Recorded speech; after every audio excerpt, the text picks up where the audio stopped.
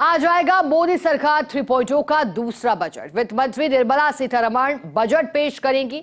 सुबह 11 बजे संसद में वित्त मंत्री पेश करेंगी बजट। 8वीं बार बजट पेश करेंगी वित्त मंत्री निर्मला सीतारमण। 8वीं बार और 6 बार पूर्ण बजट है, 2 बार अंतरिम बजट पेश कर चुकी हैं और ऐसे में एक नया रिकॉर्ड भी कायम किया जाएगा। इसी कड़ी में उम्मीदों का बजट आज वित्त मंत्री निर्मला सीतारमण आज पेश करेंगी बजट। सुबह 11 बजे लोकसभा में बजट पेश करेंगी। इसके बाद बजट भाषण होगा। इस बार गरीबों, मिडिल क्लास और महिलाओं को राहत मिलने के संकेत है। वित्त मंत्री निर्मला सीतारमण लगातार 8वीं बार पेश करने बजट जा रही है। पहले 6 पूर्णकालिक और 2 अंतरिम बजट पेश कर चुकी है। इस बजट से मिडिल क्लास को काफी उम्मीदें हैं क्योंकि पीएम मोदी ने आम बजट पेश होने से एक दिन पहले कल संकेत दिए थे। इस बार गरीबों, मिडिल क्लास और महिलाओं के लिए नई पहलों का ऐलान हो सकता है और क्या संकेत दिए थे, चलिए वो भी आपको बता देते हैं। दरअसल प्रधानमंत्री नरेंद्र मोदी ने संसद पहुंचने पर, क्योंकि कल शुरुआत राष्ट्रपति के अभिभाषण से हुई थी, संकेत दिए थे और उन्होंने मां लक्ष्मी को नमन किया था। उन्होंने कहा था कि मां लक्ष्मी जो कि समृद्धि की देवी है, उनको नमन करता हूं क्योंकि सदियों से परंपरा भारत में चली आ रही है और जब बजट आ रहा है तो मां लक्ष्मी को नमन कर यही प्रार्थना है कि गरीबों और मिडिल क्लास लोगों की आय में वृद्धि हो, उन्हें संपन्नता प्राप्त हो। और प्रधानमंत्री मोदी का ये भाषण बजट से ठीक एक दिन पूर्व आना, जब शुरुआत हो रही हो अभिभाषण की, तो ये संकेत देता है कि इस बार गरीबों के लिए, मिडिल क्लास के लिए कुछ खास हो सकता है। और मिडिल क्लास की उम्मीद भी इसी पर है कि इस बार बजट में जो टैक्स स्लैब है उसमें अधिकतम सीमा में कुछ राहत प्रदान की जाए। चलिए बजट चर्चा पे किस तरह का आज माहौल है प्रदेश में भी, ये भी जान लेते हैं। हमारे साथ राजीव गौड़, रेजिडेंट एडिटर जोधपुर से हैं, जुड़ गए हैं। राजीव जी, इस बार के बजट से क्या उम्मीदें हैं जोधपुर की जनता को भी? आम जनता की बात करें, महिलाओं की बात करें, सैलरीड क्लास की बात करें, किस तरह की इस बार उम्मीदें?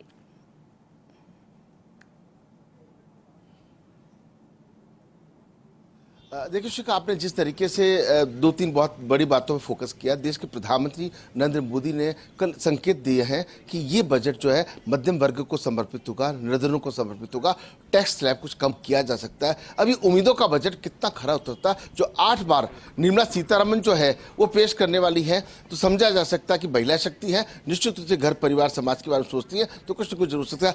सबसे पहले महिलाओं से बात कर लेते हैं कि महिलाएं जो हैं इस बजट से क्या उम्मीद, किस तरह के बजट की उम्मीद आपको है?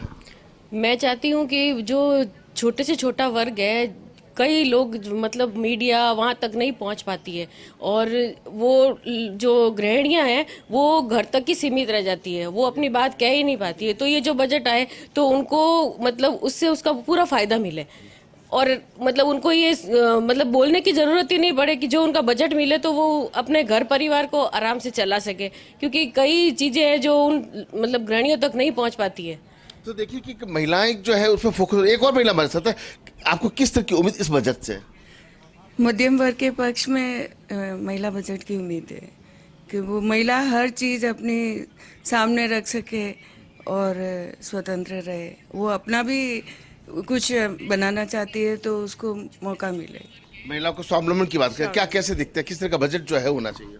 इस बजट में इस हिंदुस्तान के अंदर लगभग कैलकुलेशन की जाए तो 30% से 40% तो पहले इनकम टैक्स लिया जाता है, बाद में जीएसटी और ये इसके हिसाब से 20% ये लिया जाता है। उसके बाद अगर आप कोई चीज़ खरीदो, उम्मीद क्या है, किस तरह के बजट की उम्मीद? उम्मीद ये है कि एक स्लैब रखे, इन सब में ये जीएसटी, इनकम टैक्स वगैरह सब हटा के एक आइटम रखे। कोई भी पैसा लिया आपने, ये 10 रुपये लिया तो 8 रुपये अपने खुद खर्च कर सके, ऐसा सिस्टम रखे। बड़ी बात कही कि एक स्लैब होना चाहिए, क्या कैसे देखते, किस तरह का होना चाहिए बजट?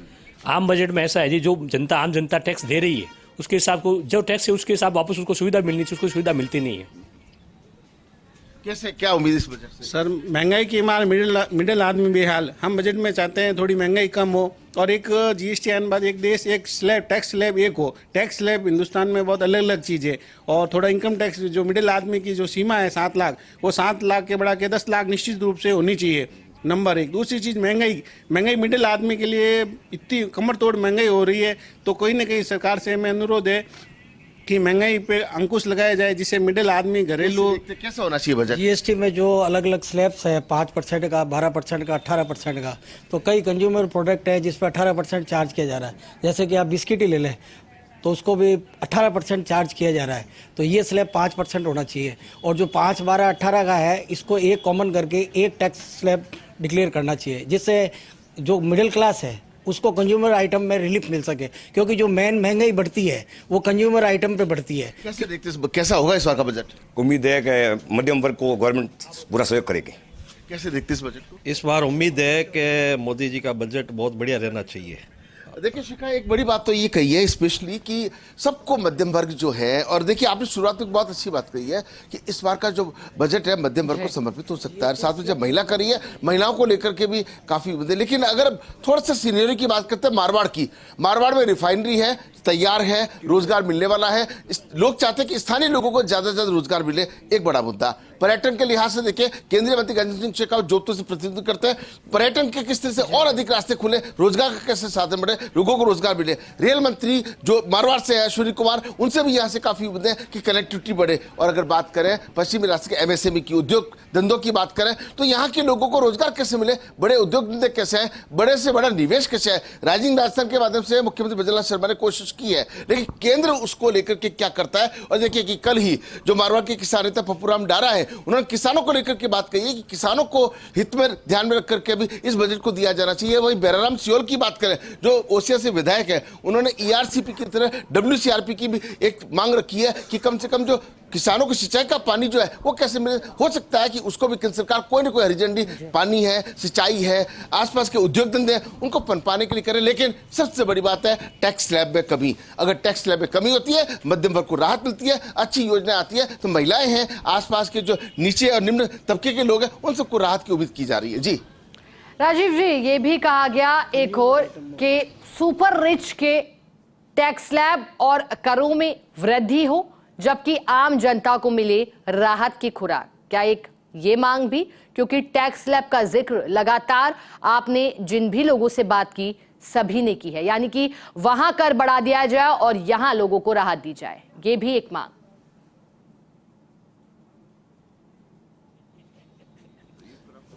आप बिल्कुल ठीक कह रहे हैं शिखा। देखिए कि अगर जो सुपर रिच है या रिच भी हैं, उनके लिए कोई फर्क नहीं पड़ता, टैक्स कितना भी हो, उनकी सेहत पे कोई असर नहीं पड़ता।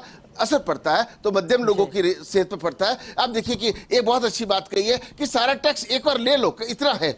अब आप घर से बाहर निकलते हैं, ब्रेड लेते हैं फिर टैक्स, पोया लेते हैं फिर टैक्स, तो लोगों से जरा बात करते हैं, मध्यम वर्ग टैक्स से बहुत परेशान है। इस बजट में क्या उम्मीद है आपको? पर्टिकुलर हम ये चाहते हैं कंज्यूमर जो प्रोडक्ट है उसको एक कॉमन स्लैब में लेके आना चाहिए। जो कंज्यूमर प्रोडक्ट है उसमें कई ऐसे प्रोडक्ट मिल जाएंगे जिसपे जीएसटी 18% चार्ज होना चाहिए, चार्ज हो रहा है, उसको उनको घटा के अगर आज 5% करते हैं तो मिडिल क्लास हो, चाहे अपर क्लास हो, चाहे निम्न क्लास हो, हर आदमी उस प्रोडक्ट को काम में लेता है। तो उसको रिलीफ देने के लिए जो स्लैब एक कॉमन स्लैब कर देनी चाहिए, हम ये चाहते हैं। क्या आपको लगता है कि अगर कंज्यूमर प्रोडक्ट जो है उन पर टैक्सेस कम कर दिए तो मध्यम को राहत मिलेगी? बिल्कुल, ऑफिशियली यदि कंज्यूमर प्रोडक्ट है, जैसे बिस्किट है, जैसे आपको ब्रेड है वगैरह, जो डेली यूजेज के लिए मिडिल वर्ग के लिए जो चीज़ें आती है उस पर टैक्स आप कम कर दो, और जो विलासिता की वस्तुएं हैं जैसे कार है, गोल्ड है वगैरह, उस पर टैक्स बढ़ा दो, तो उससे कोई फर्क नहीं पड़ेगा। इससे मिडिल आदमी के लिए जो दैनिक यूज की चीज़ें हैं आप उस पर टैक्स कम करो, इससे मिडिल आदमी को राहत मिलेगी और निश्चित रूप से मिडिल वर्ग इस चीज़ से बहुत खुश होगा। आप कैसे देखते हैं, क्योंकि हर वर्ग राहत चाहता है, आपको क्या उम्मीद इस बजट से? नहीं, इस वजह से यही उम्मीद है, जो भाई साहब ने बोला वो बिल्कुल सही है।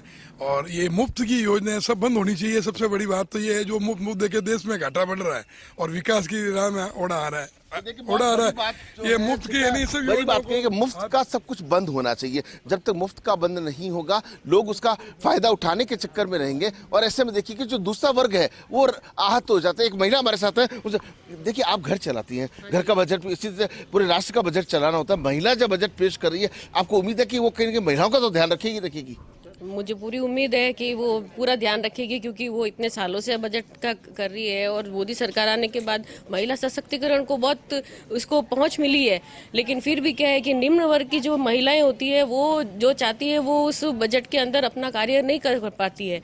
मतलब आज बिस्किट लेने जाओ तो आज वो 5 रुपए का बिस्किट होता है, उसके ऊपर जीएसटी है। आज हम खुद काम करते हैं तो हम देखते हैं कि जो लोग खरीदना चाहते हैं वो नहीं खरीद पाते हैं, क्योंकि उसके ऊपर टैक्स भी इतना ज्यादा होता है। देखिए शिखा, अगर इनकी बात निर्मला सीतारमण इस वक्त टेलीविजन की स्क्रीन देख रही है तो उन तक जरूर पहुंचनी चाहिए कि जब महिलाएं एक भरोसे के साथ में घर चलाती है, परिवार चलाती है, कितनी चुनौती होती है। हर पग पग पर जो टैक्सेस होते हैं उस टैक्सेस से काफी जो है वो आहत है, उसमें राहत कैसे दे सकती है। उम्मीद करते हैं जैसे ही निर्मला सीतारमण 11 बजे अपना बजट घोषणा करना शुरू करेगी और तब सबके चेहरे पे मुस्कान हो, सबके चेहरे पे खुशी हो, मन में सुकून हो, टैक्सेस कम हो। और देखिए महिला है, किसान है, यूथ है, चिकित्सा है, शिक्षा है, रोजगार है, पर्यटन है, रिफाइनरी है, इन सबको लेकर के जो उनके मन के अंदर सभी वर्गों को ध्यान में बजट पूर्व जो सर्वे करवाए गए हैं उनका भी जो महत्व है वो तब बढ़ जाता है कि सर्वे के आधार पर जो बजट जो है पेश भी किया जाए। जी शिखा।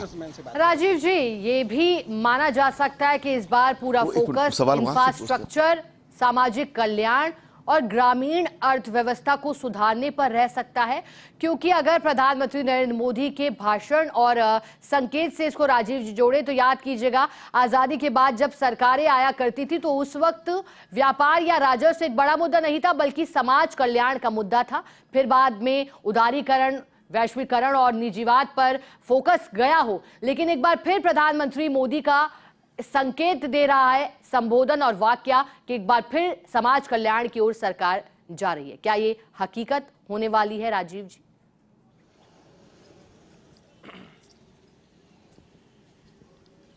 आप बिल्कुल ठीक कह रहे हैं। पहले उदारीकरण और वैश्वीकरण पर फोकस हुआ करता था, लेकिन अब देश के प्रधानमंत्री ने समाज कल्याण पर ध्यान देना शुरू किया।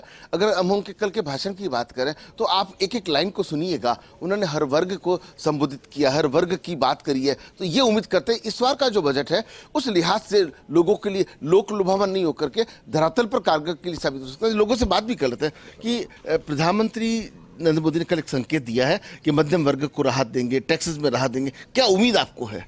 हमें उम्मीद है कि आयकर में छूट बढ़ेगी और जीएसटी में सरलीकरण किया जाएगा और टैक्स स्लैब जो ज़्यादा है उसको कम करना चाहिए। 3-4 तरह के स्लैब उसको 1-2 स्लैब करने चाहिए। जीएसटी में सरलीकरण करना चाहिए। आयकर में छूट मिलने की उम्मीद है। और सबसे बड़ा कल मोदी जी ने कहा था मध्यम वर्ग के लोगों को इस बार तोहफा मिलेगा। तो मध्यम वर्ग लोगों को उम्मीद है इस बार बजट से। नरेंद्र मोदी जो कहते करके दिखाते हैं, उम्मीद है इसमें भी 100% करके दिखाते हैं। और मुझे लगता है ये बजट किसानों पे फोकस रहेगा। किसान सबसे परेशान वर्ग है और जो देश का अन्नदाता है वो बहुत परेशान है। एमएसपी बढ़नी चाहिए धान की और ये बजट किसानों पे फोकस रहेगा, मुझे ऐसा लगता है। तो देखिए कि शिखा, मारवाड़ की बात करें तो मारवाड़ किसान बहुतायत है। जीरे की फसल है, गेहूं की फसल है, यहाँ जो सब्जियां हैं, मथानिया है, रामपुरा है, पूरा बालरवा है, ये पूरा जो बेल्ट है किसान आधारित बेल्ट है। निश्चित रूप से इंडस्ट्री में भी है, लेकिन बड़ी बात करें तो किसानों को, महिलाओं को, मध्यम वर्ग को और निम्न को, और सबसे बड़ी बात है कि जो चिकित्सा और स्वास्थ्य का जो फोकस है उसको लेकर के देश के प्रधानमंत्री नरेंद्र मोदी की जो बिल्कुल राजीव जी, और जोधपुर की जनता ने जो मांग रखी है वो गौर करने लायक है, क्योंकि कहा है कि जीएसटी का सरलीकरण किया जाए, साथ ही जो आयकर है उसमें छूट दी जाए। राजीव जी बने रहिएगा, क्योंकि कोटा से हमारे साथ सहयोगी और रेजिडेंट एडिटर भंवर एस चारण जुड़ गए हैं, उनका रुख करेंगे। भंवर जी, कोटा में भी आम से लेकर खास तक सभी को बजट का इंतजार है, लेकिन क्या आज टैक्स छूट का गिफ्ट मिलेगा? क्या पेट्रोल डीजल सस्ते होंगे? क्या है कोटा की जनता की मांग? कोचिंग हब भी है।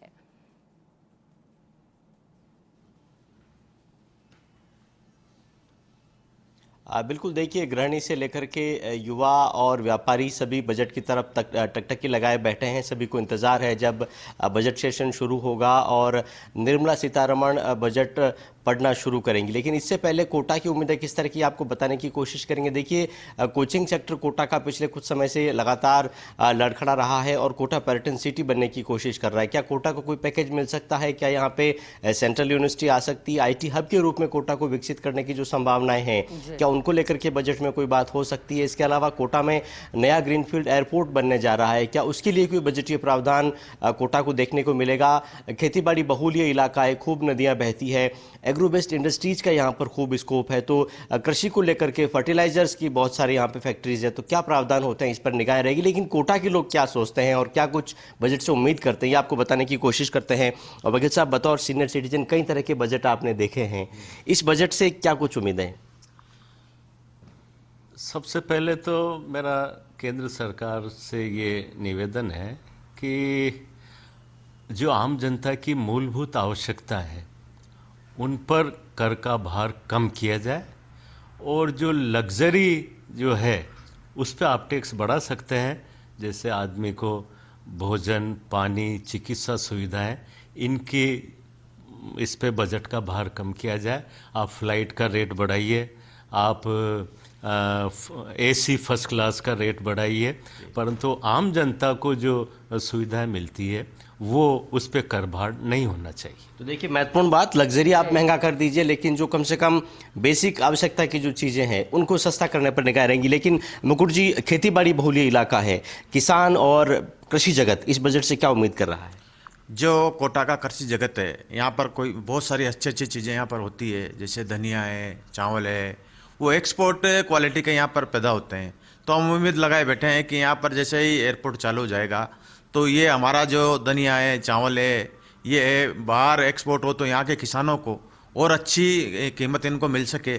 और यहाँ पर पानी और बिजली भी अच्छी है, तो और उद्योग अगर यहाँ पर आएँ तो यहाँ के सभी लोगों को, युवाओं को भी और कृषि से संबंधित सभी लोगों को भी अच्छा लाभ यहाँ पर मिल सके। तो देखिए, एक्सपोर्ट का एक प्लेटफॉर्म कोटा बने, इसके लिए बजट से उम्मीद है। लेकिन हमारे साथ पीए में इस पैनल में एक सीए भी शामिल है, तो खासकर जो टैक्सेशन है उस पर निगाहें रहेगी। क्या कुछ लगता है आपको, क्या बढ़ सकती है छूट की सीमा टैक्स एग्जम्पशन की? नहीं, देखिए, हम जैसे पिछले कुछ बजट की बात करें कुछ वर्षों की, तो केंद्र सरकार ने बहुत से ऐसे प्रावधान हैं जिनका सरलीकरण किया है, और जो युवा हैं, जो ये नौकरी पेशे वाले हैं, उनको टैक्स में रियायत दी है। तो इस बार भी हम यही उम्मीद करेंगे कि जो टैक्स स्लैब है उसको और आसान किया जाए, और जो नौकरी पेशे वाले लोग हैं जो इस टैक्स से ज़्यादा प्रभावित होते हैं उनके लिए और जो है सरलीकरण किया जाए, उनको छूट दी जाए। जीएसटी का जंजाल और एम्प्लॉयमेंट की समस्या, क्या लगता है आपको बजट एड्रेस करेगा इन चीज़ों को? जैसा कि हमें सुनाई दे रहा है कि वन नेशन वन टैक्स की जो सरकार बात कर रही है, उससे टैक्स में जो सरलीकरण आएगा, औद्योगिक नीति में सुदृढ़ होएगी। और जहाँ तक देखा जाए, बजट से यही उम्मीद है कि अब सभी राहत चाहते हैं। एक बड़ा देश में जो है उथल पुथल हो रही है, जो भी हम फाइनेंस की बात कर रहे हैं, पिछले 15 दिन से स्टॉक मार्केट लगातार नीचे जा रहा है, तो जो भय का माहौल है वो इस बजट से अगर दूर नहीं हुआ तो फिर हो सकता है कि देश में फाइनेंस की बहुत बड़ी। बाबू जी, आप आधी आबादी जो देश की उनको इस वक्त रिप्रेजेंट कर रही है, रसोई से बजट क्या उम्मीद, रसोई किस तरह की उम्मीद है बजट से लगा करके बैठा है? सरकार से इस बजट में महिलाओं के लिए यही उम्मीद की जा रही है कि जो घरेलू गैस सिलेंडर के दाम है वो थोड़े कम किए जाएँ, सौंदर्य प्रसाधनों पे जीएसटी वगैरह थोड़ी कम कर दीजिए। तो देखिए, जीएसटी बेतहाशा है, इसके अलावा जो रसोई का खर्चा है उसमें शायद गृहिणी को कुछ राहत मिलेगी, ऐसी बजट से उम्मीदें की जा रही है। तो देखिए, उम्मीदें बहुत सारी है, बजट पेश होने जा रहा है और सबको प्रतीक्षा इसी बात की है जब निर्मला सीतारमण अपना बजट पढ़ना शुरू करेंगी। और उम्मीद यही है कि इस बार उनके बजट के पिटारे से बहुत सारी राहत की बातें निकल करके आएगी, क्योंकि जैसा कि हमारे पैनल में शामिल अलग अलग कैटेगरी के लोग बता रहे थे कि अब बहुत हो चुका है, स्टॉक मार्केट के लिहाज से बात कर लें, टैक्सेशन के लिहाज से बात कर लें, महंगाई के लिहाज से बात कर लें, अब कुछ राहत की उम्मीद इस बजट से हर कोई कर रहा है। और कोटा भी कुछ इसी तरह की उम्मीद कर रहा है, क्योंकि कोटा देखिए, किसी समय में राजस्थान का कानपुर कहा जाता था, औद्योगिक शहर कहा जाता था, कोचिंग ने उद्योगों की जगह ली, लेकिन अब कोचिंग के लिहाज से भी कोई बहुत बढ़िया हालात नहीं है। तो कोई एक ऐसा इंफ्रास्ट्रक्चर नया बने और उसका बेस बनाने का मौका इस बजट से निकल करके आए, इस तरह की उम्मीद कोटा के लोग भी इस बार के केंद्रीय बजट से कर रहे हैं। जी बिल्कुल। और भंवर जी, आपने भी जब कोटा के लोगों से बात की तो फिर कुछ प्रमुख बातें हमने भी नोट की, और प्रमुख बातों में ये रहा कि कोटा की जनता की मांग है कि जो वस्तुएं हैं, लग्जरी सामान, उस पर भले ही टैक्स बढ़ा दिया जाए, लेकिन जो दैनिक रूप से उपभोग की जाती है उन पर यहां छूट दी जाए। बने रहेगा भंवर जी हमारे साथ, राजीव जी आप भी बने रहेगा दोबारा। और बात कर रहे हैं, चूंकि आज वित्त मंत्री निर्मला सीतारमण आम बजट पेश करेंगी, बजट से पहले भी 10:30 बजे कुछ कार्यक्रम भी होंगे, लेकिन हमारे साथ अलग अलग शहरों से हमारे सहयोगी जुड़े हुए हैं। हमने से पहले ब्रेक से पहले आपको बताया था कि जोधपुर की जनता की और कोटा की जनता की क्या मांग है। अब बात करते हैं जैसलमेर की। जैसलमेर से हमारे सहयोगी सूर्यवीर हमारे साथ जुड़े हैं। सूर्यवीर, जैसलमेर को पर्यटन हब के तौर पर बनाने के लिए जनता की मांग रहती आई है कि जो बॉर्डर टूरिज्म है इसके डेवलपमेंट को बढ़ावा दिया जाए। क्या ये मांग अभी भी यथावत है या फिर इसमें कुछ और मांग भी जैसलमेर की जनता की जुड़ी है? क्या उम्मीद है? जी, जिस तरीके से देखा जाए तो आज केंद्रीय बजट सीमावर्ती जिले जैसलमेर के लिए भी बेहद महत्वपूर्ण है, क्योंकि पर्यटन के क्षेत्र में हो, ऊर्जा के क्षेत्र में हो या बॉर्डर टूरिज्म के क्षेत्र में हो, 3 क्षेत्रों में लगातार जिस तरीके से कई लंबे समय से है वो उम्मीद है, क्योंकि पर्यटन जो बॉर्डर है वो बॉर्डर टूरिज्म अब तक है वो शुरू है, अब तक नहीं हो पाया है। हालांकि सरकार ने करोड़ों रुपए खर्च है वो बॉर्डर टूरिज्म को लेकर किए हैं, लेकिन धरातल पर है वो उम्मीद अब तक है वो खरी नहीं उतर पाई है। कई टूरिस्ट यहाँ पर पहुंचते हैं, यहाँ के ऐतिहासिक हवेलियों से रूबरू होते हैं, ऐतिहासिक पर्यटन स्थलों से रूबरू होते हैं, लेकिन उनकी जो उम्मीद होती है बॉर्डर को देखने के लिए, बॉर्डर टूरिज्म को देखने के लिए, वो उम्मीद है वो धरातल पर उचित रूप से है वो नहीं पहुंच पाती है। तो ऐसे में लोगों को उम्मीद है कि इस बार जो बॉर्डर टूरिज्म को लेकर है वो कुछ मिलेगा, और साथ ही साथ ऊर्जा के सेक्टर में है कोई विशेष प्रयास है वो हो सकते हैं, क्योंकि लगातार जिस तरीके से सीमावर्ती जिले जैसलमेर है और सीमावर्ती जैसलमेर में जिस तरीके से प्रधानमंत्री नरेंद्र मोदी हर बार कहते हैं कि देश का पहला गांव है, और देश के पहले गांव में जिस तरीके से किस तरीके से है वो केंद्र का बजट है और उम्मीद है वो किस तरीके से खरी उतरती है वो आज देखने को बात होगी। क्योंकि ऊर्जा के क्षेत्र में कई विशेष प्रयास किए जा रहे हैं, लेकिन ऊर्जा के क्षेत्र में रोजगार है उसके अवसर है वो कितने खुलते हैं, तो लोगों को कहीं ना कहीं उम्मीद है। साथ ही साथ पर्यटन के क्षेत्र में इस बार कई कार्यक्रम है वो राजस्थान में हो रहे हैं, क्योंकि जीएसटी काउंसिलिंग की बैठक हुई, प्री बजट की बैठक हुई, तो निर्मला सीतारमन ने किस तरीके से है वो प्री बजट की बैठक सीमावर्ती जिले जैसलमेर में की थी, तो राजस्थान के पर्यटन को लेकर भी उसने विशेष रूप से है वो चर्चा की गई थी कि किस तरीके से पर्यटन क्षेत्र में तनोट का टूरिज्म हो उसको किस तरीके से है वो खोला जाए। तो कहीं ना कहीं टूरिज्म को लेकर है विशेष पैकेज है वो जैसलमेर सहित राजस्थान को है वो मिल सकता है, और चिकित्सा के क्षेत्र में भी विशेष लोगों की उम्मीद है वो किए जा सकते हैं। हम इस पर खड़े हैं जैसलमेर के, जिस तरीके से लोग सुबह सुबह जो वॉकिंग करने यहाँ पर है वो पहुंचते हैं, उन लोगों से बात करते हैं कि इस टूरिज्म को लेकर किस तरीके से लोगों को यहाँ के उम्मीद है, क्या सोचते हैं इस केंद्र के बजट को लेकर, क्योंकि लगातार जिस तरीके से बजट के पिछली बार भी बजट आया तो कई धरातल पर है वो उचित उतरे। कुछ लोगों से बात करते हैं। सर, आज केंद्र का बजट है वो पेश हो रहा है, क्या उम्मीद है वो लगा के बैठे आप? हमारे जैसलमेर सीमावर्ती जिले में विशेष तौर से भी जीएसटी काउंसिलिंग बैठक भी थी, तो निर्मला सीतारमण जी यहाँ आए थे, पूरे हिंदुस्तान के कई मंत्री कई मुख्यमंत्री आए थे, लेकिन हमारे जैसलमेर के जो विशेष तौर से हर बजट में जैसलमेर का ध्यान रखा जाता है। हमें पूरी उम्मीद है और विश्वास है कि ये बजट आने वाले जो 100 साल पूरे होंगे उसमें ये बजट विशेष तौर से रहेगा, और जैसलमेर को बहुत बड़ी टूरिस्ट डिपार्टमेंट से कहे, चाहे हम सीमावर्ती जिले से कहे, कई हर वर्ग में, किसान वर्ग में, हर वर्ग में जैसलमेर का विशेष ध्यान रखा जाएगा। ये पूरा भरोसा है कि बजट हमारे युवाओं के लिए बहुत प्रेरणा साबित होगा। बिल्कुल, बजट से काफी उम्मीद है। आय की स्लैब की अगर बात की जाए तो किस तरीके से बजट को सोचते हैं केंद्र सरकार? बहुत अच्छा प्रयास किया जा रहा है, जैसा कि अभी वित्त मंत्री जी ने यहाँ जैसलमेर आकर के इसके बारे में बहुत कुछ विस्तृत संभावनाएं हमें दी है, और हमें उम्मीद है कि निश्चित रूप से जैसलमेर के लिए बहुत बड़ा आसान्वित बजट होगा, जिसमें हमें उम्मीद है, सबसे बड़ी उम्मीद रेलवे की है। जो यहाँ से रेलवे लाइन अहमदाबाद तक हो तो हमारा लिंक जो है, जैसलमेर पर्यटन नगरी है, पर्यटन नगरी के लिए यह लिंक बहुत अति आवश्यक है। यही हमारी संभावनाएं हैं, उम्मीदें हैं। उम्मीदों के साथ में भारत स्वाभिमान और पतंजलि योग समिति की ओर से आप सभी का हार्दिक स्वागत। कनेक्टिविटी की लेकर है किस तरीके से लोगों की उम्मीद है वो काफी ज्यादा है। कुछ और वरिष्ठ लोग भी है वो सुबह सुबह वॉकिंग करने के लिए आते हैं। सेंट्रल गवर्नमेंट का आज बजट पेश हो रहा है, किस तरीके से उम्मीद लगा के बैठे, क्या विशेष पैकेज है वो जैसलमेर के लिए होना चाहिए? जैसलमेर के लिए मिडिल क्लास को ज़्यादा से ज़्यादा राहत मिले, वो तो पूरे देश के लिए लागू होगा, खाली जैसलमेर के लिए नहीं है। लेकिन जैसलमेर के लिए रेलवे की कुछ सुविधाएं बढ़ाई जाए, कुछ ट्रेनें बढ़ाई जाए, बाड़मेर को जैसलमेर से जोड़ा जाए, ऐसी रेल सुविधाएं दी जाए, और स्वास्थ्य में भी जैसलमेर के लिए अच्छा बजट आना चाहिए, एजुकेशन के लिए भी बहुत अच्छा बजट हो, ऐसा हम उम्मीद करते हैं। वरिष्ठ नागरिकों के लिए क्या विशेष मांग रखते हैं? वरिष्ठ नागरिकों को मेडिकल सुविधा अच्छी तरह से लागू हो। ऐसा नहीं है कहीं भी जाते हैं वरिष्ठ नागरिक, उनको कोई विशेष रेस्पॉन्स नहीं मिलता, ऐसा उनके लिए ऐसी सुविधा की जाए कि, और घूमने करने का ऐसा उनके हो कि उनको दर्शनीय स्थानों पे घुमाया जाए।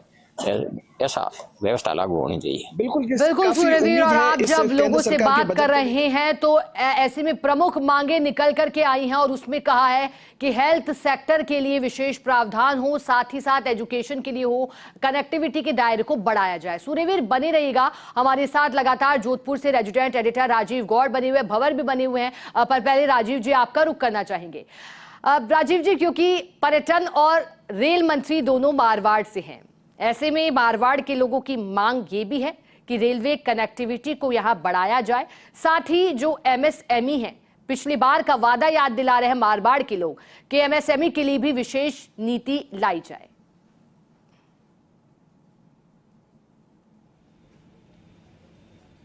देखिए शिखा, निश्चित रूप से एमएसएमई तो बहुत इंपॉर्टेंट है ही, क्योंकि लघु उद्यमी, सीमांत उद्यमी यहाँ से है।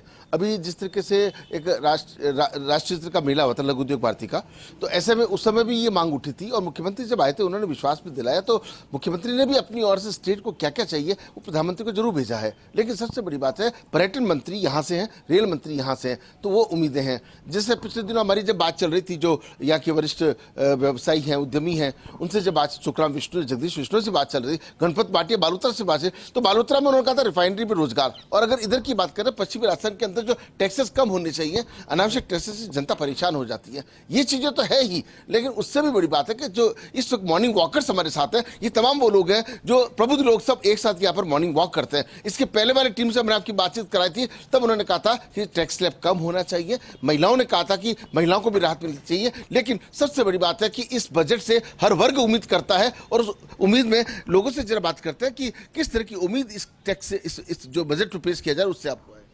बजट में मैं आम आदमी को बहुत सारी उम्मीदें हैं, मध्यम वर्ग को खासकर। कल मोदी जी ने भी कहा था कि मध्यम वर्ग के लिए बहुत बड़ी दिवाली होगी कल। टैक्स स्लैब में जो आयकर टैक्स स्लैब है उसमें बढ़ावा हो सकता है, और जो जीएसटी के स्लैब है उसमें थोड़ा सा सरलीकरण किया जा सकता है।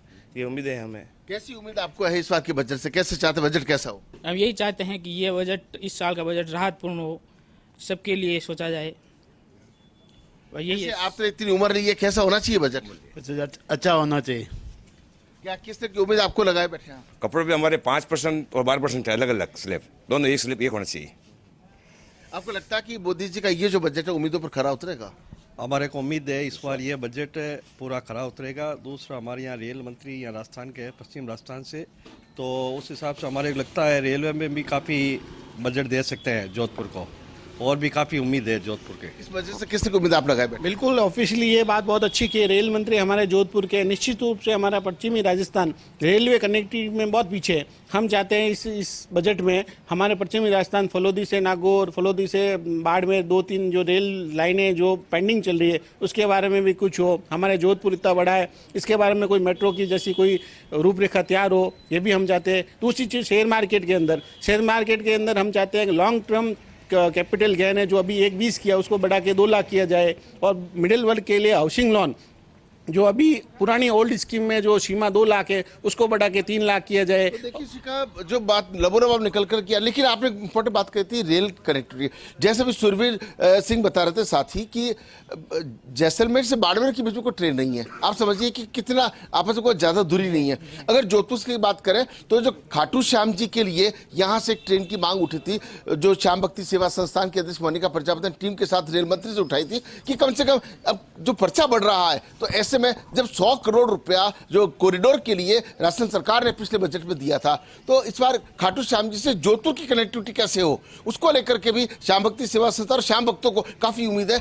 मारवाड़ के जो लोग हैं वो इस बात पर विश्वास करते हैं कि मोदी जो कहते हैं वो करते हैं। वो कहते हैं कि न खाऊंगा न खाने दूंगा, लेकिन मैं खूब करूंगा और सबसे कराऊंगा। तो बाकी जो स्टेट गवर्नमेंट्स हैं वो भी मोदी की राह पर चल रही हैं और उम्मीद करते हैं कि ये जो बजट बहुत अच्छा हो, वैसा ही बजट फिर ब्रजलाल शर्मा की सरकार को भी देना है। बिल्कुल राजीव जी, यही उम्मीदें हैं कि बजट बहुत अच्छा हो और पिछली बार से भी अच्छा हो। राजीव जी बने रहिएगा, क्योंकि कोटा से सहयोगी और रेजिडेंट एडिटर भंवर एस चारण भी हमारे साथ जुड़े हुए हैं। भंवर, अगर कोटा की बात करें तो कोटा की अर्थव्यवस्था का एक बड़ा हिस्सा जो कि कोचिंग उद्योग पर आधारित बताया जाता है। अब आपने इससे पहले जब बात की थी तो कहा था कि आईटी हब के रूप में विकसित करने पर निगाहें हैं, पर्यटन पर निगाहें हैं, लेकिन जिस तरह की घटनाएं आत्महत्या की भंवर-जी बीते कुछ सालों में बढ़ी हैं, उसको ध्यान में रखते हुए जो शोध भी लगातार कोटा से जुड़े किए जा रहे हैं, कहीं ना कहीं परामर्शदात्री संस्थाओं का विकास की भी बात आती है। क्या लगता है कि इससे जुड़े प्रावधान भी हो सकते हैं, इन पर भी विचार होना चाहिए, और क्या आम बजट इसी से जुड़ा इर्द गिर्द हो सकता है मानसिक स्वास्थ्य पर ध्यान देने वाला?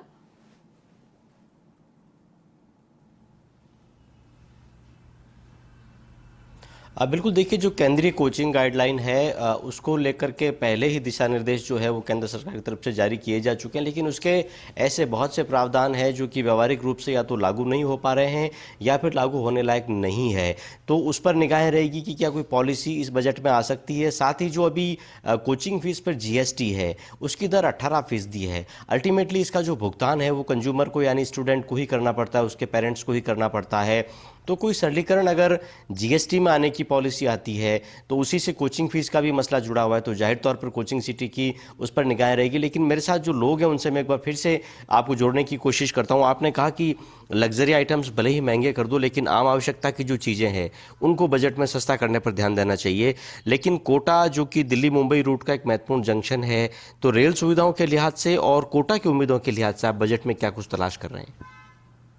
मैं जिस प्रोफेशन से जुड़ा हुआ हूँ एडवोकेसी का, कोटा संभाग की जनता की ये मांग है पिछले 20 सालों से कि यहाँ पर सुलभ न्याय के लिए हाई कोर्ट बेंच की स्थापना होना चाहिए।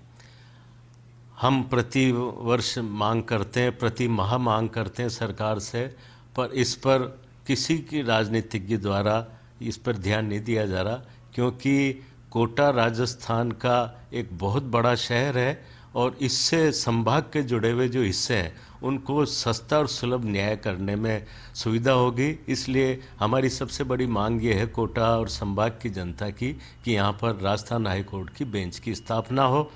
इसके अलावा जो कोटा में आज स्थितियाँ कोचिंग की हो रही है, उससे कोटा की जो आर्थिक सारा ढांचा बिगड़ा हुआ है, तो सरकार को इसमें प्रयास करना चाहिए कि कोटा को आर्थिक रूप से किस प्रकार से उबारा जा सके। क्योंकि आज पहले कोटा औद्योगिक नगरी था, फिर उसके बाद ये कोचिंग सिटी बना और अब इसको थोड़ा सा प्रयास किया जा रहा है पर्यटन नगरी। परंतु यहाँ पर जिन लोगों ने अपना इंफ्रास्ट्रक्चर कोचिंग के हिसाब से तैयार किया है, वो लोग इस वक्त बहुत परेशानी में है। तो देखिए, हजारों करोड़ का इंफ्रास्ट्रक्चर कोचिंग का कोटा में तैयार है, लेकिन उसका उपयोग नहीं हो पा रहा है। कोचिंग सेक्टर कहीं न कहीं कोटा में लड़खड़ा रहा है। तो जो पॉलिसीज़ बजट में आएगी अलग अलग, चाहे वो एजुकेशन से जुड़ी पॉलिसीज़ हो, चाहे कोचिंग से जुड़ी पॉलिसीज़ हो, इंफ्रा से जुड़ी पॉलिसीज़ हो, उन पर कोटा की बारीकी निगाह रहेगी। लेकिन एक बड़ा वादा था किसानों से आय दुगनी करने का, साथ में फसलों का और उपज का उचित दाम देने का। इस बजट से क्या कुछ उम्मीद कर रहे हैं? क्या कोई ऐसी प्रोविजनिंग देखने को मिल सकती है? हाँ, जैसे कि मोदी सरकार का वादा था कि किसानों को डबल आई दी जाएगी, वहाँ तक काफ़ी हद तक काम भी हुआ है। लेकिन अभी हमें उम्मीद है कि जैसे हमारे जिस तरह के गेहूं के भाव और अन्य चीज़ें जैसे भी कृषि जिनसे हैं उनके और भाव बढ़ाने की, जैसे उनका समर्थन मूल्य और बढ़ाने की उम्मीद हमें इसमें है। दूसरा, जो किसान निधि, सम्मान निधि जो दी जाती है जिससे किसानों को काफ़ी फायदा होता है, उसमें कुछ बढ़ोतरी के भी आसार हमें लगते हैं कि इस बार थोड़ा और बढ़ोतरी किसानों के लिए की जाएगी। तो ऐसी उम्मीद हम लगा के यहाँ पर बैठे हैं। तो देखिए, एक बड़ी उम्मीद, कोटा जो कि खेतीबाड़ी वाला इलाका है, किसान सम्मान निधि की राशि में शायद इजाफा होगा। लेकिन चावला जी, आपसे पूछना चाहता हूँ, स्टैंडर्ड डिडक्शन क्या इस बार बढ़ने की उम्मीद कर सकते हैं? और दूसरा, लॉन्ग टर्म कैपिटल गेन और शॉर्ट टर्म कैपिटल गेन जो पिछले बजट में बढ़ा दिया गया था, क्या कोई राहत सरकार दे सकती है? अभी स्टॉक मार्केट में मेरे ख्याल से सबके पोर्टफोलियो लाल हो रखे हैं। बिल्कुल बिल्कुल। आप पिछले अगर 6 महीने का अगर ट्रैक रिकॉर्ड देखें तो मिड कैप और स्मॉल कैप बहुत ज़्यादा ही नीचे गिरे हुए हैं और बहुत ज़्यादा उनमें जो है गिरावट आ चुकी है। तो हम, और क्योंकि जो पिछली बार जो प्रावधान आए थे सरकार के लॉन्ग टर्म और शॉर्ट टर्म कैपिटल गेन में जो बदलाव किए थे, उनके कहीं ना कहीं बहुत सारे नकारात्मक प्रभाव आगे देखने को मिलेंगे।